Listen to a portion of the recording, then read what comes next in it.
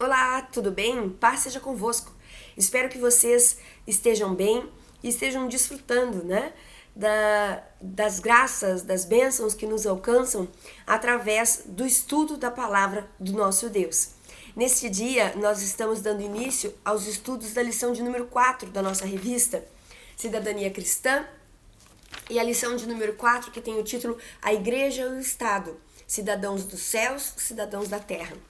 Gostaria de convidar você a refletir até mesmo sobre o título da nossa lição, Cidadãos dos Céus, Cidadãos da Terra. Como nós nos comportamos como cidadãos da Terra nos tempos que nós vivemos? Quais são as nossas expectativas, quais são as nossas responsabilidades, qual é o nosso papel como cidadãos da terra, como cidadãos do nosso país, como nós nos comportamos, como nós achamos que devemos nos comportar.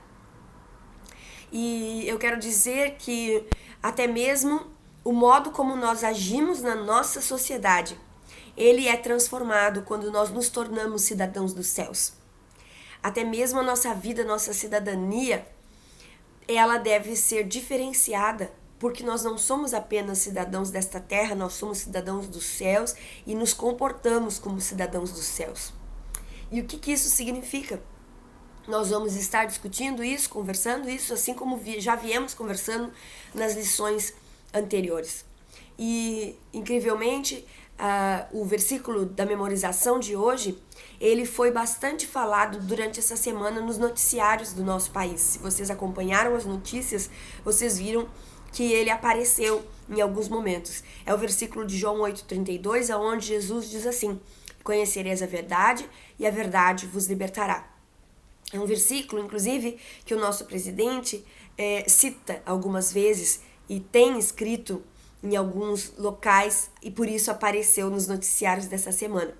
Mas assim como o contexto onde aconteceu esta fala de Jesus, muitas vezes as pessoas usam esse versículo que é bastante conhecido, mais fácil de memorizar, mas não sabem exatamente a qual verdade ele se refere. E nós vamos ver isso até mesmo no contexto aonde Jesus falou, porque as pessoas não compreenderam o que ele disse. E parece que nos dias de hoje, muitos também não compreendem. Vamos tentar compreender? Vamos pedir para isso a direção do Espírito Santo sobre as nossas vidas, e você pode abrir a sua Bíblia em João no capítulo 8. E nós vamos ler desde o versículo 31 até o versículo 39. Eu acredito que até o 39 já é suficiente para a nossa compreensão. O subtítulo dessa passagem é A Verdade Liberta. Então Jesus disse aos judeus que haviam crido nele: se vocês permanecerem na minha palavra, são verdadeiramente meus discípulos, conhecerão a verdade e a verdade os libertará. Eles responderam: somos descendência de Abraão e jamais fomos escravos de ninguém. Como você pode dizer que seremos livres? Jesus respondeu: em verdade lhes digo que todo o que comete pecado é escravo do pecado. O escravo não fica sempre na casa. O filho sim fica para sempre. Se, pois, o filho os libertar, vocês serão verdadeiramente livres. Bem sei que vocês são descendência de Abraão, no entanto, estão querendo me matar, porque a minha palavra não está em vocês. Eu falo das coisas que vi junto de meu pai. Vocês, porém, fazem o que ouviram do pai de vocês. Então lhe disseram: nosso pai é Abraão. Mas Jesus respondeu: se vocês fossem filhos de Abraão, fariam as obras que ele fez. Então eu quero ressaltar aqui justamente que Jesus disse, ele tinha pregado para os judeus e disse: se vocês permanecerem na minha palavra. Então era uma condição. Se vocês permanecerem na minha palavra, são verdadeiramente meus discípulos. Então são as minhas atitudes, é o modo como eu vivo, é o que eu faço daqui para frente, né, que vai demonstrar isso. E se eu continuar querendo Jesus, se eu continuar vivendo de forma que agrade a ele, permanecendo em sua palavra, então ele fala: conhecerão a verdade e a verdade vos libertará. Eles não compreenderam isso, disseram: mas nós não somos escravos de nada. Então eles não conheciam a sua verdadeira condição.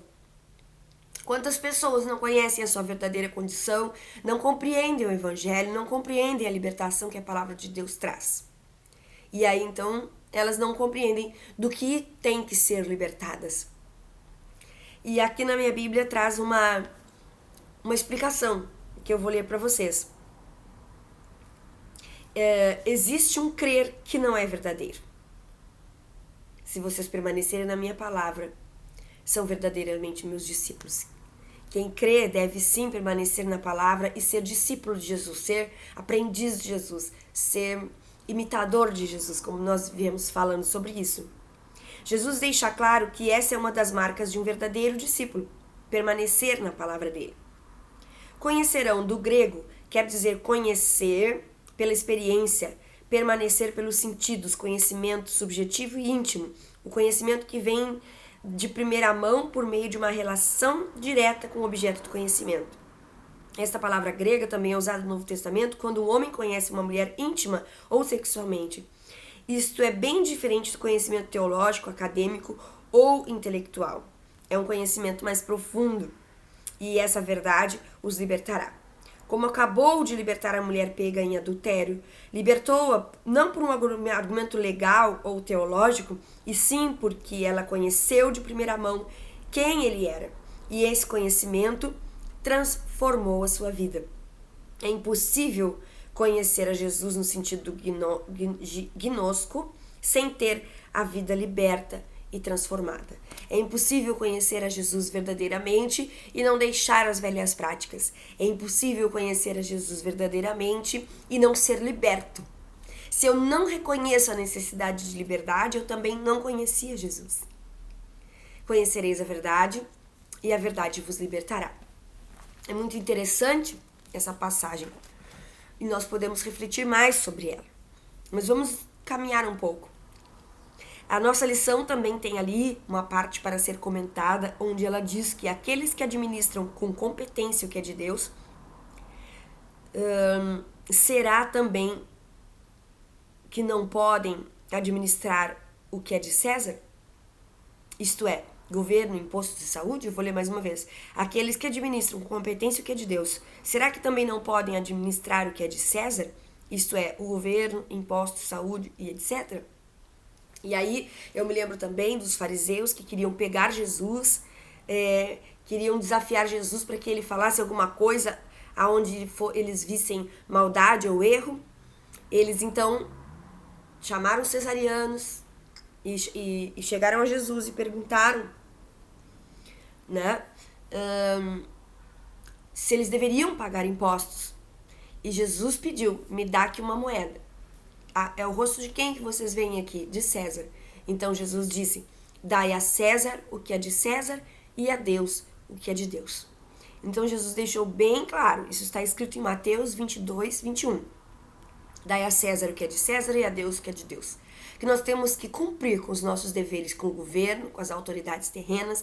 Somos cidadãos da terra. Mas ele também disse, e dai a Deus o que é de Deus.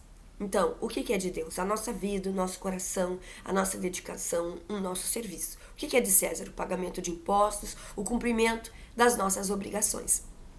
E essas pessoas se diziam religiosas e queriam achar um jeito de incriminar a Jesus. Eles não estavam libertos, eles não reconheceram a Jesus. Como a mulher pecadora citada no comentário da minha Bíblia, ela sim foi liberta, tendo sido uma prostituta, tendo sido apontada por todos, ela foi liberta, porque ela conheceu a Jesus. Conhecereis a verdade, Jesus é a verdade. E essa verdade nos liberta de nós mesmos, nos liberta do nosso passado, nos liberta do senso comum da sociedade e de toda a humanidade, e nos faz pessoas diferentes, transformadas, abençoadoras. Nós vamos começar com a introdução, irmãos. A introdução nos traz algumas ideias. Então, o homem ele foi criado para viver em sociedade. E então esta sociabilidade, este viver em sociedade é fundamental para o desenvolvimento humano.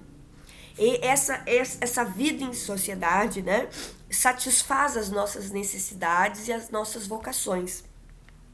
Nós precisamos viver juntos, unidos em sociedade, não só para a felicidade natural e terrena, mas também para a felicidade sobrenatural e eterna. Enquanto homem, nós devemos respeitar a sociedade onde nós estamos inseridos, assim como a sociedade também deve nos respeitar enquanto pessoas. A necessidade de vivermos em sociedade, o homem é um ser social, assim como ele é um ser espiritual. Deus nos fez assim. E nós temos então que viver e desenvolver essa feitura de Deus da melhor forma possível, de acordo com a sua palavra. Esta é a introdução, que nós somos um ser social, que nós precisamos viver em sociedade. Eu posso dizer a vocês que quando nós nascemos inseridos numa família, e eu já vou um pouco adiantando o item 2, e depois disso nós também avançamos num círculo social quando somos inseridos num ambiente escolar. Então, tem determinadas aptidões que nós adquirimos na convivência familiar e outras aptidões que são ampliadas quando nós começamos a conviver num ambiente escolar. Isso desde a mais tenra idade. E até mesmo na minha experiência, dentro dos ambientes escolares, nós vemos que a criança cresce muito quando ela começa a conviver com colegas, porque dentro da sua família ela tem interesses em comum, ela tem a paciência e a ajuda dos seus pais, dos seus familiares, que lhe dão um lugar de destaque e de conforto. Quando nós começamos a conviver com outro tipo de pessoa, além dos nossos familiares, nós temos que nos adaptar mais. Nós temos que deixar de lado o nosso próprio eu, a nossa própria maneira de ser, para conviver com outras maneiras de ser, com outras culturas, com outras formas de se organizar e de ser realmente. Isso vai nos habilitando a viver a vida em sociedade. Depois, no ambiente de trabalho e assim por diante, em ambientes sociais, de comunidades, de clubes, de lazer. E ali nós vemos pessoas diferentes, que vivem de maneiras diferentes, e nós temos que respeitar, e nós temos que aprender, e nós temos que ampliar os nossos conhecimentos na troca com estas pessoas, nas suas mais variadas formas de convivência. Isso tudo é viver em sociedade, e isso nos traz um crescimento pessoal.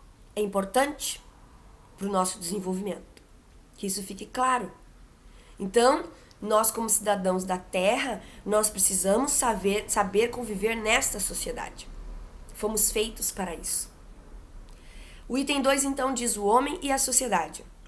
A sociedade deve ser um agregado estável de pessoas na qual os seus elementos atuem conscientes e livremente, com condições para criar e desenvolver autêntico espírito de corpo sob uma autoridade, no propósito de se alcançar um fim válido para todos. Então, nós vivemos em sociedade e queremos algo em comum. Eu citei ali vários ambientes onde nós vamos aprendendo a conviver em sociedade, e a igreja também é mais um ambiente desse que eu gostaria de ressaltar, e que também nós aprendemos com as diferentes pessoas que fazem parte dessa igreja, deste local de convivência. Muito bem. Então, a qualidade de uma sociedade, ela se avalia pelo fim, pelo objetivo, pelo alcance de seus objetivos, né? E ela se avalia pela busca do bem comum. E o que é o bem comum? A nossa revista também traz aqui uma argumentação sobre isso. O bem comum é o conjunto de todas as condições de vida social que permita e favoreça o desenvolvimento integral da pessoa humana. Então, é o conjunto de condições de vida social que permite e favorece o desenvolvimento integral da pessoa humana. Então, o bem comum. A sociedade ela deve buscar o bem comum. Assim como nós vivemos dentro de uma família, nós não podemos buscar apenas o nosso próprio bem. Nós queremos o bem de todas as pessoas que fazem parte da nossa família. Quando nós vivemos na sociedade, uma pessoa que vive em sociedade não pode esperar que somente o seu modo de ser seja contemplado. É preciso que seja algo que alcance a todos, que seja bom para todos, não apenas o meu individual. A família, então, é a sociedade natural, é a primeira unidade de convivência aonde nós aprendemos isso. Nós aprendemos a ajuda mútua, eu tenho que ajudar o outro e o outro tem que me ajudar. né? Nós aprendemos a necessidade da procriação e a relação hierárquica que isso traz. Pai, filho, filho, pai. Marido, mulher. Essas relações que são diferentes conforme os papéis que elas desempenham. Nós aprendemos a educação. Como nós devemos nos comportar, o que nós devemos fazer, o que não devemos fazer, aonde é o lugar para determinadas práticas e outras não. Existem coisas que nós fazemos em casa, existem coisas que nós podemos fazer em qualquer lugar. Né? É aquele ditadinho que diz roupa suja se lava em casa, por exemplo. Então tem certos assuntos, certas arestas a serem aparadas que não se faz publicamente em qualquer lugar, se faz em casa. Né? E em casa nós aprendemos princípios básicos de educação. E isso é dever da família. É uma instituição divina e que deve ser respeitada, apoiada e preservada. Deve ser, na verdade, valorizada essa instituição divina, certo? E tem algumas peculiaridades familiares que são culturais, que são históricas, que as famílias se desenvolvem e são firmadas de acordo com a realidade cultural. Então existem lugares em que a família é mais respeitada, é mais valorizada. Outros lugares já têm uma flexibilidade diante disso. Mas nós, como cristãos, nós devemos valorizar a família como lugar onde Deus nos colocou para aprendermos, para adquirirmos habilidades que serão importantíssimas na continuação da nossa vida. Muito bem. Então, a união de famílias resulta na sociedade civil. Aí quem já estudou alguma coisinha vai dizer que a família é a célula máter da sociedade, que é a célula principal, é a célula mãe da sociedade. A sociedade é formada por união de várias famílias e esta se institucionaliza mediante uma ordem jurídica e um sistema político. Existe a necessidade de um governo que vai normatizar essa convivência de várias famílias, que vai tratar de permitir a concretização do bem comum, certo? Então, todas essas normas são criadas para servir o Estado. Então, o Estado é aquele que vai manter o bem comum, que vai buscar esse bem comum, certo? E com legítimos anseios de realização física, intelectual, moral e espiritual. Tudo isso deve ser preservado. Então, para a convivência social saudável, a nossa lição nos traz alguns fatores necessários a essa convivência. Primeiro, a solidariedade. Então, as pessoas precisam ser solidárias e compartilhar mutuamente. Desde a família, nós somos, assim, encaminhados para compartilharmos alegrias, tristezas, preocupações, ansiedades, né? Na medida em que a vida em comum, né, nos leva a nos unir uma pessoa a outra. Em sintonia com a solidariedade, vem a compreensão, vem a cooperação, vem a verdade e o amor, né? Para que tudo isso traga uma harmonia social. Agora, se nós não temos isso nem mesmo dentro da nossa família, como que nós teremos isso dentro de uma comunidade escolar, dentro de uma comunidade religiosa, dentro da sociedade como um todo, no lugar onde trabalhamos, enfim, no lugar onde convivemos? Então, a família tem o papel de ensinar esse tipo de valor, para que isso também seja exercitado em círculos maiores de convivências. Harmonia social. Outro fator necessário à convivência social é a liberdade. Como um dos atributos do homem, a liberdade deve ser um exercício que tem que ser regulamentado. Quem é que não ouviu na sua casa que a minha liberdade termina aonde começa a liberdade do outro?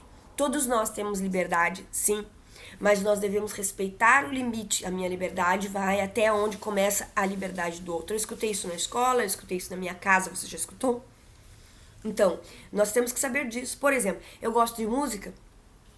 Muito bem, eu tenho a liberdade de ouvir o tipo de música que eu quiser. Agora, a minha liberdade termina aonde começa a liberdade do outro. Por quê? O outro também tem a liberdade de não querer ouvir o tipo de música que eu gosto. Então eu tenho que ouvir num nível de volume que seja aceitável e que não incomode o outro. é um exemplo clássico desse exercício regulamentado de liberdade, né? Então, nós temos que assumir a responsabilidade dos atos praticados. Nós temos liberdade, mas todas as nossas escolhas trazem consequências. Então, nós temos que usar bem a liberdade que nós temos. Um outro princípio, fator necessário para a convivência em sociedade é a autoridade, que tem origem divina.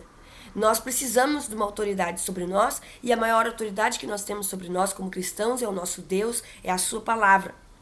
E nós temos então que viver de acordo com essa ordem. Dentro da sociedade terrena, nós também temos autoridades às quais nós devemos submissão, certo? Então nós temos que viver dentro das normas do sistema jurídico vigente, da lei natural. Então, assim se legitima a sociedade política, certo? E isso é indispensável à vida social. Sem a autoridade, nós temos então uma vida desordenada que conduz à anarquia e ao arbítrio, certo? Então nós temos que entender que a autoridade ela é necessária. Uma outra necessidade para a vivência em sociedade é a justiça. Então ela vai determinar o limite dessa liberdade e como nós devemos exercer isso, certo? Então ela vai determinar as relações e vão existir órgãos competentes da sociedade para isso, certo? E o objetivo é a realização do bem comum, sempre, para evitar a discriminação, a exploração, enfim. Outra necessidade da convivência social é o trabalho. Nós temos que ter direito, o trabalho ele é um direito, ele é um privilégio, porque o trabalho enobrece o homem, porque aí então nós ocupamos a nossa mente, nós ocupamos o nosso tempo com coisas produtivas em que abençoam outras pessoas. Quem fabrica alguma coisa, abençoa quem consome. Quem fabrica alguma coisa gera emprego, que vai trazer renda, que vai trazer possibilidades das pessoas cumprirem seus deveres com o Estado, com a sociedade, cumprirem seus deveres familiares, trazer mantimento, manutenção, prosperidade. Então o trabalho é algo muito glorioso que Deus nos deu e é então um privilégio realmente que vai trazer desenvolvimento social. E também o trabalho deve ser remunerado de uma forma justa.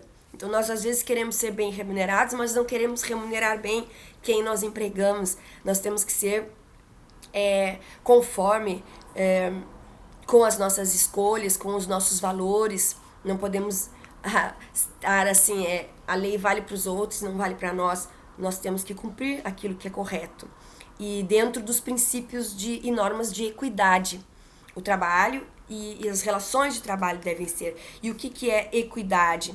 É justiça, é imparcialidade.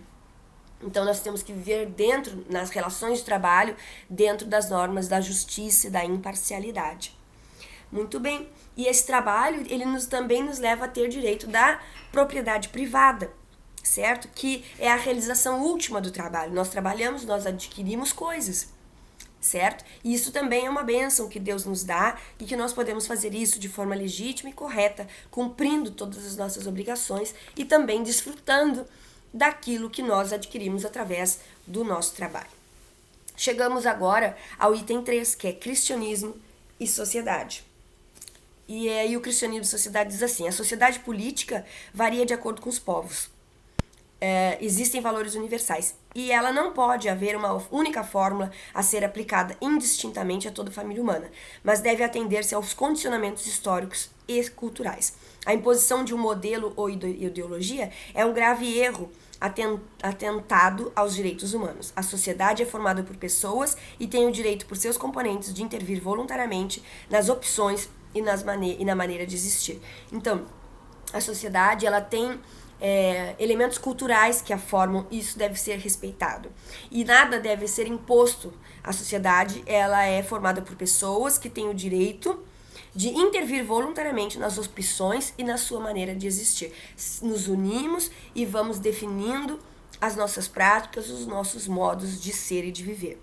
Todo homem, então, ele é possuidor de direitos existenciais, morais, culturais, religiosos, políticos, econômicos e sociais. São direitos do homem. Isso aí nós podemos ler na nossa Constituição. direitos à vida, à integridade física, o respeito à pessoa humana, os meios necessários para se obter um nível de vida digno, a segurança social, a liberdade para manifestar e defender suas ideias, a educação, a formação profissional, a possibilidade de acesso a cargos e responsabilidades de acordo com suas aptidões e possibilidades, a criação de uma família, o professar e seguir uma religião, a garantia da defesa jurídica de seus direitos, a participação na vida pública, o trabalho em condições dignas, justa distribuição de salário, a livre iniciativa, a propriedade privada, a liberdade de reunião e associação, a liberdade de locomoção e fixação de residência e tantos outros. Aqui eu li na revista alguns direitos que nós temos, certo? Como cidadãos, como pessoas numa convivência social, certo? Então, dado que a natureza do homem nos atribui direitos e deveres, a reivindicação implica necessariamente na responsabilidade. Então, a reivindicação dos nossos direitos implica na nossa responsabilidade no cumprimento dos nossos deveres. E assim devemos ser, como cidadãos dos céus, cidadãos aqui na terra, certo? Com mútuo respeito. Então, nós, como cristãos, nós temos que buscar esse equilíbrio de sermos o mais corretos possíveis. Então, nós temos que buscar um mútuo respeito. Nós temos que ser comprometidos com a verdade, não com esquemas. Nós, como cidadãos dos céus, nós temos que buscar os nossos direitos, mas temos que cumprir os nossos deveres. Porque temos que ser o exemplo, assim como Jesus foi. Assim como Jesus não foi pego em erro algum quando eles quiseram tentar enganar, fazer uma pergunta para que Jesus caísse em algum erro. Ele foi sábio. E nós também temos que ser sábios. Dar a César o que é de César e a Deus o que é de Deus. E aqui a revista traz vários pensamentos filosóficos que nós devemos nos atentar e evitar. Ela diz, por exemplo, que todo cristão deve evitar o unilateralismo. O que é isso? Existem, por exemplo, países que decidem pelo unilateralismo, que eles vão fazer negócios apenas com um ou outro país e vão excluir os outros. Nós não podemos viver unilateralmente. Só vamos cristão com cristão, aqueles que nós achamos certos, e excluímos o resto. Nós não podemos fazer isso, nós somos cidadãos da terra, então nós temos que cumprir as nossas obrigações em nossa sociedade. Nós temos que evitar o dogmatismo. O dogmatismo, por exemplo, é a gente acreditar que nós temos a verdade absoluta. Bom, nós temos Jesus, certo? Mas Jesus nunca viveu como aquele que é o suprassumo, que é o acima dos outros e os outros que fiquem para lá. Não, nós temos a verdade que é Jesus, que é compassivo, que é misericordioso, que se colocou em nosso lugar e que nós temos que imitar a sua prática, nos colocando também no lugar dos outros, certo? E esse dogmatismo também, às vezes, é o seguinte, disposição ingênua que admite não só a possibilidade de conhecer as coisas no seu verdadeiro, mas também a efetividade desse conhecimento no uso diário. Então, eu decido que aquele é verdadeiro e eu não comprovo isso, não estudo de verdade isso, não busco as fontes certas e começo a viver colocando em prática aquilo na minha vida como se aquilo fosse a verdade absoluta. A verdade absoluta é Jesus e a sua palavra e não o que alguém diz. Até mesmo assim, hoje em dia as pessoas têm a ideia de que o que está escrito na internet é verdade. Muitas vezes não é. Nós temos que verificar a fonte. Nós temos que pesquisar na Bíblia qual é a opinião da Bíblia sobre isso. Né? Então não podemos viver sobre dogmatismos, agora é um modismo, é assim, e eu vou atrás disso em nome de um evangelho que não está registrado na palavra de Deus. Então nós temos que buscar fugir desse tipo de coisa. O exclusivismo, então, são pessoas que usam a religião para se excluir, para se excluir da sociedade. Nós não podemos nos excluir da sociedade, nós temos que exercer a nossa responsabilidade social. Nós temos que estar inseridos em todas as instâncias da sociedade para influenciar, sim, essa sociedade com o reino de Deus.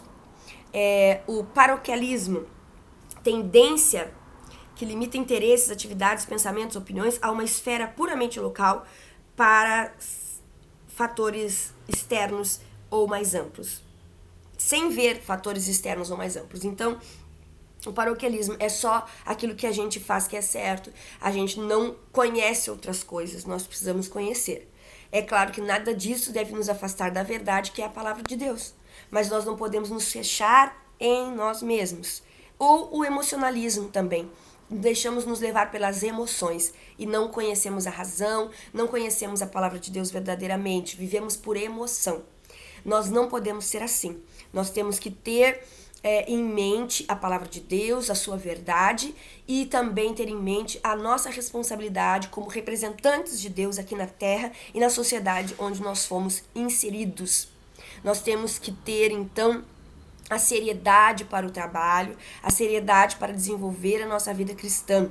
Nós temos que manter a nossa identidade cristã, certo? Mas temos que evitar aqueles que defendem uma ideia totalitária, uma ideia autoritária, né? Que tem que sejam comprometidos com coisas ilícitas, com coisas de corrupção. Nós temos que ser diferenciados. E então nós vamos estar nos setores da sociedade e vamos ser como que antídotos à maldade, à corrupção, a tudo aquilo que foge dos ensinamentos da palavra de Deus. Então, aqui diz assim: deverá o cristão manter sua identidade, evitando aqueles que defendem uma proposta totalitária ou autoritária, ou que tenham entre seus associados setores como uma explícita opção pelos extremos. Nós não devemos ser extremistas. Os que são comprometidos com a manutenção do Estado de coisas injustas, ou com soluções revolucionárias violentas. Nós não podemos nos afeiçoar a esse tipo de coisa, mas nos acercando dos que mais se identifiquem pelo programa e pela ação com as postuladas na doutrina social cristã. Então nós temos que viver aqui, mas não podemos nos misturar, nos influenciar pelas coisas da maldade aqui humana e terrena, mas nós também não podemos viver como alienados, como separados, como fora totalmente deste mundo. Nós estamos no mundo, não somos do mundo, mas estamos aqui com uma responsabilidade de sermos transformadores da realidade que aí está. Então, aqui no último parágrafo desta página, diz exatamente assim: a alienação política e a insensibilidade quanto aos problemas sociais constituem pecado. Então nós não podemos fugir da nossa responsabilidade, nós não podemos ser alienados políticos, nós precisamos saber o que está acontecendo no mundo, até para que a gente possa apontar a solução em Cristo Jesus, certo? É dever do cristão o conhecimento e a presença responsáveis. Nós temos que estar presente nas circunstâncias, para mostrarmos e para sermos luz e sal do mundo. Uma luz não pode ficar embaixo de uma mesa, ela tem que iluminar, então ela tem que estar numa posição de destaque, vocês entendem? Muito bem, então é dever do cristão o conhecimento e a presença responsável. Deus chama e habilita alguns para a condução da causa pública, pois há um mandado para servi-lo em cada área da vida. Cada regenerado deve expressar o amor de Cristo a todas as necessidades do homem. Deve sentir responsável pelo seu país, pelo bem-estar de seus cidadãos. Nós somos responsáveis. Então, em momentos políticos, em decisões políticas, nós temos que nos manifestar.